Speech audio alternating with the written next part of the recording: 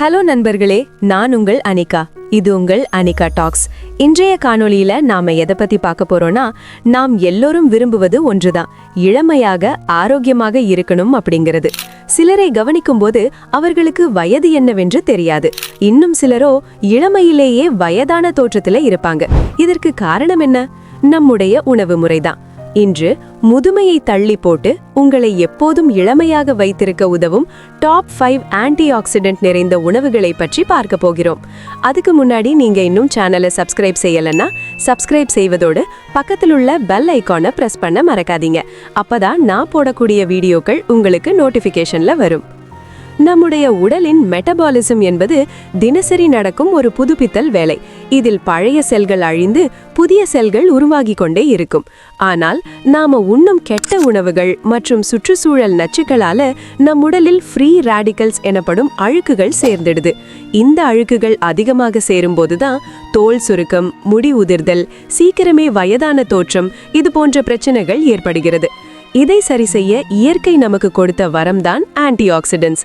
இவை அந்த நச்சு பொருட்களை வெளியேற்றி செல்களை புதுப்பித்து நம்மை இளமையாகவும் புத்துணர்ச்சியுடனும் வைக்க உதவுகின்றன. கீரைகள் என்றால் சாதாரணமாக நினைக்க வேண்டாம்.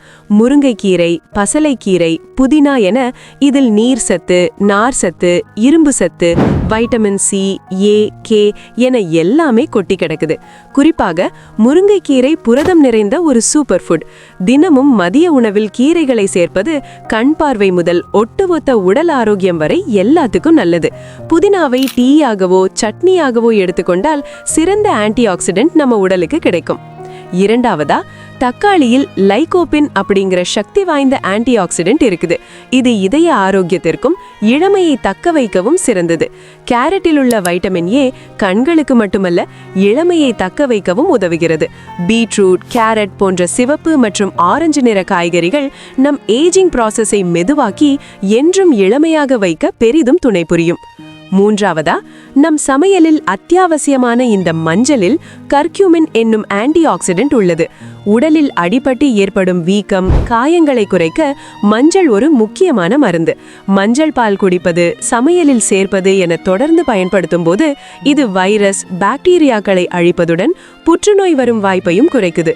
மஞ்சள் நம்முடைய இளமையை பாதுகாக்கும் சிறந்த கவசம். மறக்காம சமையல்ல சேர்த்துக்கோங்க.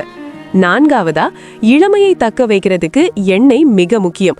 கடலை எண்ணெய், நல்லெண்ணெய், தேங்காய் எண்ணெய் என செக்கில் ஆட்டப்பட்ட கலப்படமில்லாத எண்ணெய்களை மட்டுமே பயன்படுத்துங்க. அதிலேயும் நாம முக்கியமா கவனிக்க வேண்டியது என்னன்னா, ஒரு முறை பயன்படுத்திய எண்ணெயை மீண்டும் பயன்படுத்தவே கூடாது. மீண்டும் பயன்படுத்தும் போது அதில் பல கெமிக்கல்ஸ் உருவாகி ஃப்ரீ ரேடிக்கல்ஸ் உடம்பில் அதிகரித்து முதுமையை விரைவுபடுத்தும். அதனால எண்ணெய்கள் விஷயத்துல கவனமாக இருங்க. இறுதியா, இளமையாக இருக்க நாம சாப்பிட வேண்டியது சாக்லேட். சாதாரண சாக்லேட் அல்ல, 70% கொக்கோ கலந்த டார்க் சாக்லேட். இதில் பாலிஃபெனால் என்னும் அற்புதமான ஆன்டி ஆக்சிடென்ட் உள்ளது. இது இதயத்துக்கு நல்லது, நோய் எதிர்ப்பு சக்தியை அதிகரிக்கும், சர்க்கரை அளவை குறைக்கும், அதோடு ஏஜிங் ப்ராசஸை தள்ளி போடும். இதை வாரத்திற்கு ஒரு முறை அல்லது 2 முறை மட்டுமே சாப்பிடுவது நல்லது. இந்த 5 உணவுகளையும் உங்கள் தினசரி உணவில் தொடர்ந்து சேர்த்து வரும்போது உங்கள் செல்கள் ஆரோக்கியமாக இருக்கும். அதோடு சேர்த்து தினமும் 2 முதல் 3 லிட்டர் தண்ணீர் குடிங்க. போதுமான அளவு நிம்மதியாக தூங்குங்க. தினமும் சிறிது நேரம் உடற்பயிற்சி அல்லது நடைபயிற்சி செய்யுங்க. இந்த எளிய பழக்கங்களையும் உணவுகளையும் பின்பற்றினால் உங்கள் உடலும் மனமும் எப்போதும் புத்துணர்ச்சியுடன் இளமையாகவே இருக்கும்.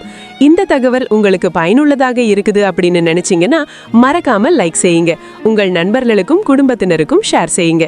மேலும் இது போன்ற பயனுள்ள தகவல்களை பெற நம்மளுடைய சேனலை சப்ஸ்கிரைப் செய்யுங்க. நன்றி.